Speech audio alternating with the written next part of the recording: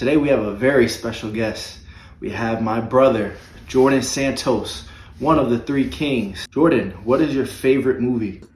Dude, I'm so bad with these questions that are like, what's your favorite this? Because I feel like I have so many that I just saw recently. It's been out for a while, but this movie, oh, I forgot what it's called. I just saw it. It was with Adam Sandler. Why would you do that to me? I'm just kidding you. Look it up. Adam Sandler, he's a funny guy. Oh, it was called like Mixed or Mashed or Who is your favorite artist and what's your favorite genre of music? Frank Ocean. Just kind of like that genre of music, like around, a kind of chill, relaxed vibes. Tornado Around the Room, that's a good song. That is actually one of my favorite songs. You love to game. When did that start for you, and what do you feel when you're gaming, when you're in the zone, and what is your favorite game to play?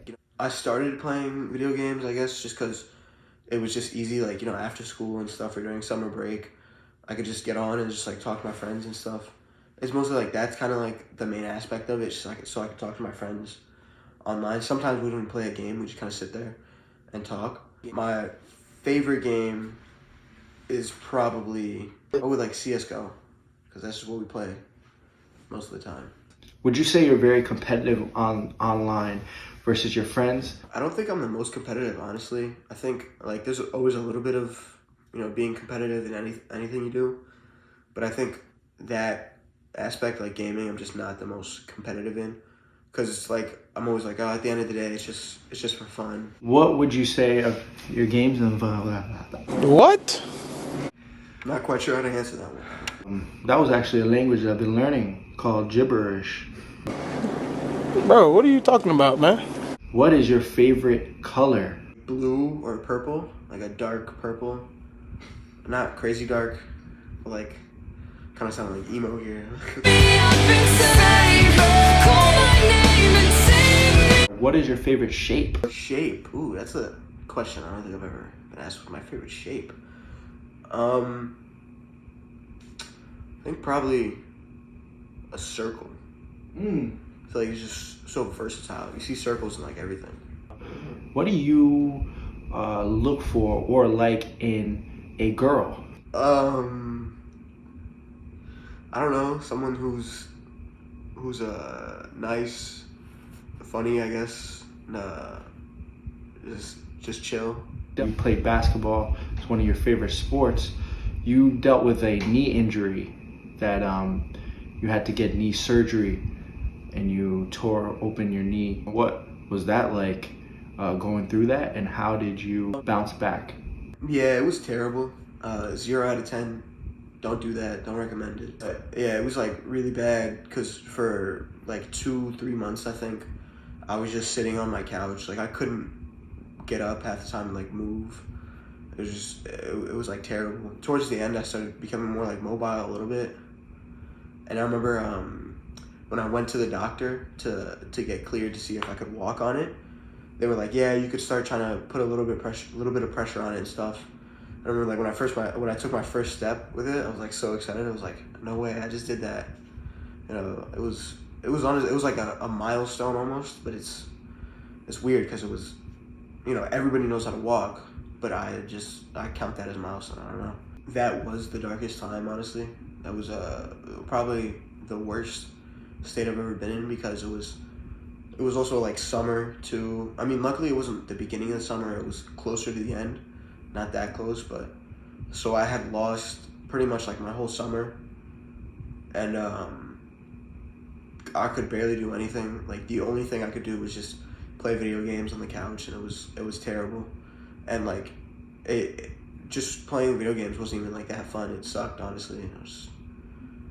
I don't know, just terrible all around. What was the best highlight or time that you can remember of your life?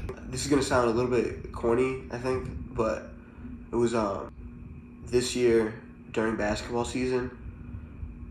In the beginning of the year, I was like really not confident in me playing at all, but then towards the middle of the season and like towards the end, I found my confidence a little bit, and I started scoring points and like averaging a few points every game and like assists and stuff. Our school sucks at basketball. So we had not won a game all season. And there was one team that we had played, and the first time we played them, we like almost beat them. It was very close, but we lost. And the second time, everybody came into the game, and we were like, we're going to beat these guys.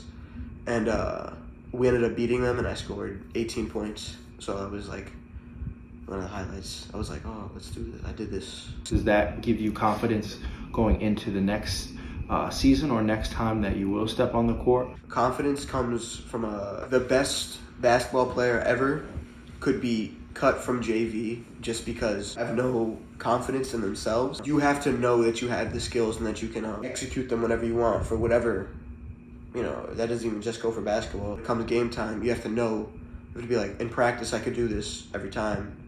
So I know I can do it now in game.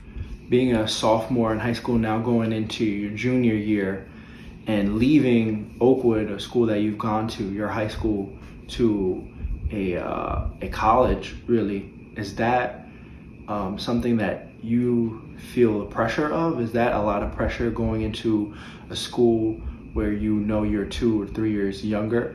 Honestly, I feel like it's less pressure than it would be staying in the school that I was, just because it's I don't have to wake up like 6:30 every day and then go to the school and then get back at like 5.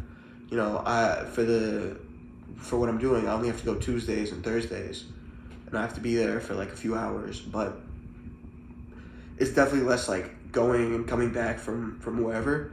So I'm gonna have more time to work on whatever work I need to get done at home, and also just more time to do other things like practice basketball, just more free time in general. Obviously, in society, in all societies and households, school is looked at as an important thing, education, learning. But do you believe that the school system, or doing well in school, whether it be high school, elementary, college, getting good grades, and doing good in school, will 100% translate to doing well in real life or real life scenarios? I don't think it 100% translates, but then again, I don't think anything 100% translates into anything else besides, the only way you can get true experience from the thing is just from doing whatever that thing is. The material that school teaches, most schools at least, they're useful, especially in the younger years, because going into, whatever job you want to do, it kind of helps like, oh, this job has math in it and I've learned math and I don't like math, so I don't want to do this job. Or this job has science and I was good in science and I liked doing science in school, so it's kind of like a trial almost. You mentioned school is like a trial of pretty much judgment. You're being judged, whether it be good or bad. You have a clear picture or idea of what you would love to do or like to do if you didn't have to ever go to school, or if you graduated tomorrow? Some people know what they want to do from a young age, and they've always stuck through it, and eventually they become whatever they wanted to do. For me personally, I'm not entirely sure what I want to do when I get out of school. So if I were to graduate like tomorrow or whatever, if I were just to be done with school, I don't know where I would go. I believe I would figure it out eventually, but it may take some time. I'm not entirely sure. 2024, do you have any message to the world? We were talking about judgment, and that brought up something in my mind. You should always try to work on yourself more and not always worry about other people's judgment, and try not to judge other people as much. Think about how hard it is to change your lifestyle, and then now imagine trying to change somebody else's. Sometimes you just gotta focus on changing your lifestyle and trying to make the better for yourself, and then use who you are to influence other people and have other people be like, I want to be like that guy. You can't just tell people, oh, you should change your lifestyle, when you can't even change yours. That's deep. If you want to make the world a better place, take a look at yourself and make the change. Because when you point the finger, you got 3 facing right back at you. That was Rapid Fire. Went a little bit over time, but a great episode with Jordan Santos, my brother. Amazing. 3K protocol, we're out.